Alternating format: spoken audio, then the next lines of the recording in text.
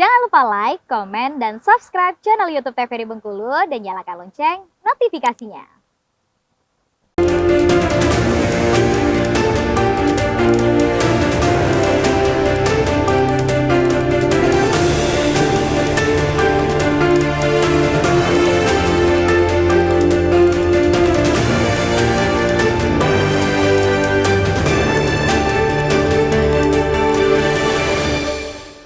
Halo pemirsa, apa kabarnya? Kembali lagi di Brando Ruang Seni dan Budaya.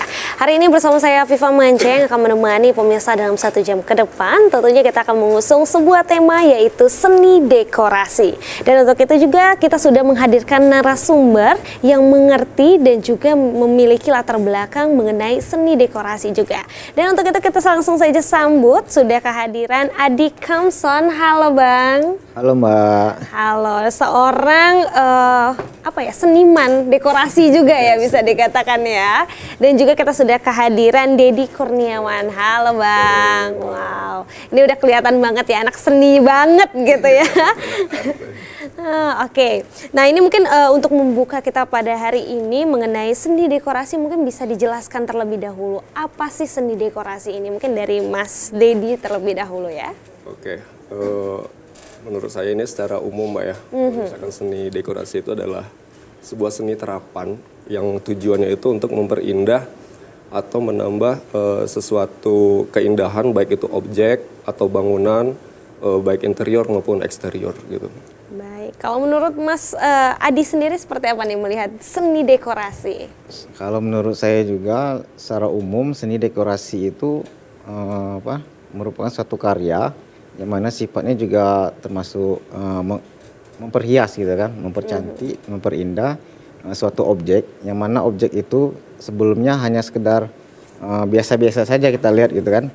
Dengan adanya dekorasi tadi, maka objek tersebut akan kelihatan lebih menarik gitu, Mbak. Benar sekali. Ini lebih tepatnya tujuannya adalah untuk memperindah, mempercantik gitu ya, biar enak dilihat gitu ya suatu tempat atau objek tersebut.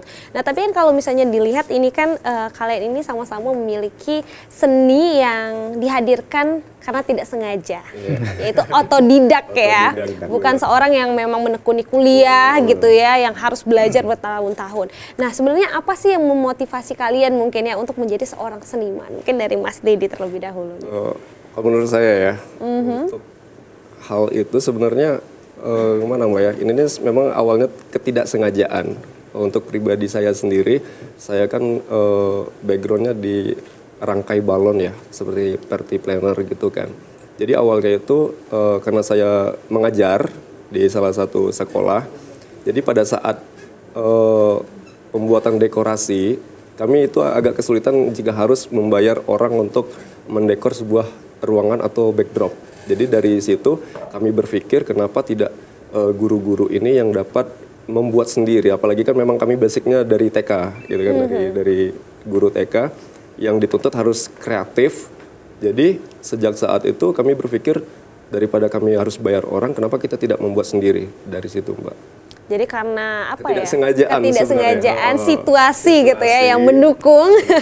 Jadi bisa ya, menjadi seorang seniman ya secara tidak langsung. Nah tapi ini kan bisa dikatakan backgroundnya adalah guru pendidikan gitu ya. Dari yang menyukai anak-anak terus sekarang ikut ya memang sih mungkin masih ada keseimbangan gitu ya dengan karena kreativitas ini. Tapi kan ini kan cukup berbeda ya, harus lebih mengasah lagi, lebih ke seni banget nih. Itu gimana sih transisinya? Apakah ada kesulitan? Awalnya kesulitan memang di ide Mbak ya awalnya ya. Tapi pada saat tahun 2017 atau 2018 gitu, saya sempat tergabung di ada satu komunitas namanya Indo Balon Artist Club. Itu adalah sebuah wadah bagi seniman-seniman balon untuk dapat menyalurkan ide maupun kreasi dari tangan mereka masing-masing. Jadi saat itu saya tergabung, akhirnya saya menggunakan ATM ya gitu kan, amati, tiru dan modifikasi, dan sampai saat ini udah beberapa karya maupun ide yang bisa kami buat gitu dari komunitas tersebut. Tapi sekarang anak-anak ditinggal atau gimana nih sekarang nih? Jadi berdampingan, Mbak. Iya benar kan, sekarang kayak lebih fokus gitu ya menjadi seorang seniman ya bisa dikatakan ya, yaitu dengan karya-karya dekorasi ini. Nah kalau Mas Dedi sendiri seperti apa nih dari awalnya? Ini backgroundnya apa sih Mas kalau boleh tahu? Papan bunga ucapan. Oke, papan bunga. Maksudnya pendidikannya apa nih? Kan dulu di bidang ekonomi lah, Pak, ekonomi. Ekonomi. Ini kan cukup jauh ya. Tapi kayaknya agak menuju bisnis juga tapi bisnis ya. juga. Tapi untuk menjadi senimannya sendiri itu kan pasti butuh kreativitas, waktu, pembelajaran yang luar biasa. Itu seperti apa, Mas? Emang dulu itu kan aku sama si istri kan masih bekerja lah di salah satu perusahaan gitu kan. Emang waktu tahun 2014 awal kami buka, itu sebenarnya belum banyak yang buka usaha ini gitu kan. Jadi mau tak mau kami mencoba mencari ide apa yang cocok gitu kan. Ya, dapatlah usaha papan bunga tadi gitu kan. Nah, emang papan bunga ini kita kesulitan karena butuh kreativitas juga gitu kan. Ya mau tak mau karena nggak tahu lagi apa usaha yang cocok untuk kedepannya gitu kan. Kami harus belajar gitu, walaupun belajarnya secara otodidak gitu kan. Karena banyak sekali kami cek-cek di medsos, di YouTube segala macam gitu kan, itu gimana caranya. Tapi lama-kelamaan kami berdua akhirnya bisa menguasai juga gitu. Apa kesulitan yang pertama itu? Kesulitan itu ya dari segi merangkai tadi, Mbak. Merangkai tulisan tadi gitu kan. Kalau kita lihat, kita pernah iseng-iseng berkunjung ke toko gitu kan, toko yang sudah senior gitu kan. Kirain gampang gitu kan. Tapi begitu kita praktekkan, sulit ya Mas? ternyata sulit gitu kan. Jangankan nulis tulisan yang satu baris gitu kan. Nulis 3 huruf aja mungkin memakan waktu berjam-jam gitu. Ya nggak sesuai dengan apa yang kita lihat gitu kan. Kalau kita bandingkan dengan sekarang, ternyata mengerjakan dalam satu papan itu kan, kalau dulu kita makan waktu 3-4 jam. Benar. Satu papan kan. Nah sekarang karena kita sudah tahu dan menguasai, ternyata 1 jam aja udah cukup. Wow, keren banget. Jadi itu berapa lama nih sampai mahir nih Mas? Kalau dulu istilah itu kalau Bang Dedi kan enak udah ada perkumpulan gitu ya. Nah, kalau kami dulu itu kan yang buka kan baru bisa dihitung sama jari gitu kan.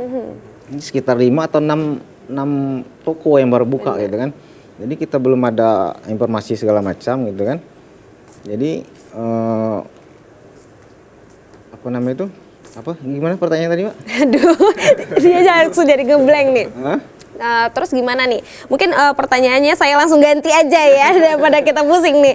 Nah mungkin dengan adanya karya ini kan bisa dikatakan karya handcraft bisa dikatakan juga ya. Atau mungkin karya-karya lain juga bisa. Tapi sebenarnya dekorasi ini sendiri itu masuknya kemana sih Mas? Karya apa gitu? Seni rupa apa kira-kira?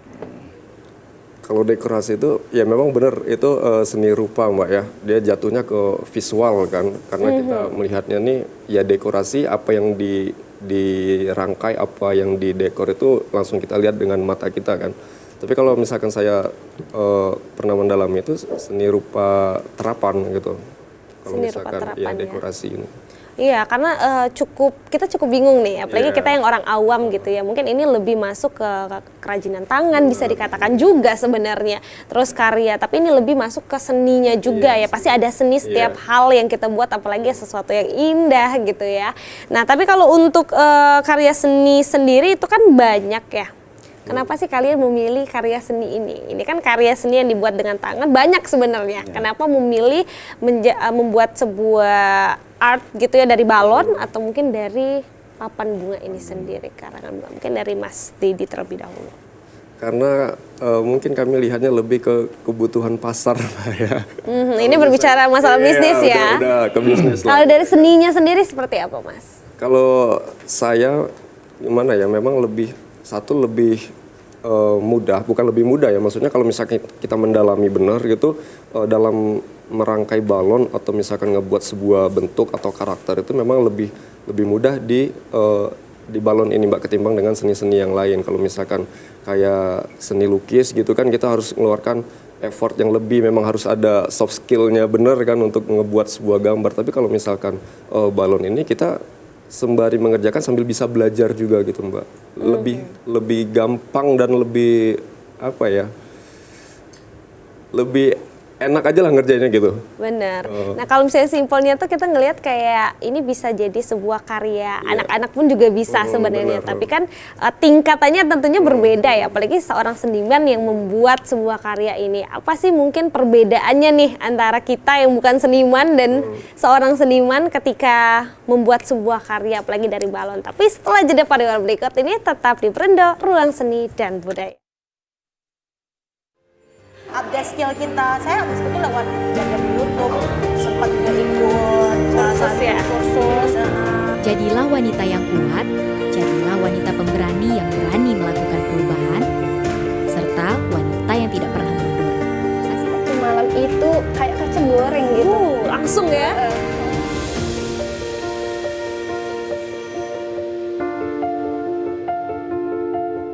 Skill itu dua hal yang berbeda, Mbak.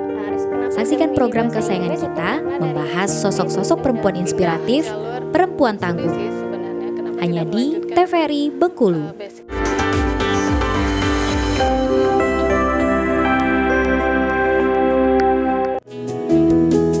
Hai Sobat Tongkrongan, kamu suka mendengarkan lagu terbaru? Atau suka lagu lawas mengenang masa lalu? Atau lagu daerah yang begitu beragam? Beragam genre musik hadir di sini. Dari lagu pop buat santai hingga dangdut asyik untuk bergoyang. Kamu juga bisa request lagu di sosial media kita ya. Ya Sobat Tongkrong, saksikan terus Bas Rabbit tampilan baru disiarkan langsung pukul 13 dari Senin sampai Kamis hanya di TVRI Bengkulu.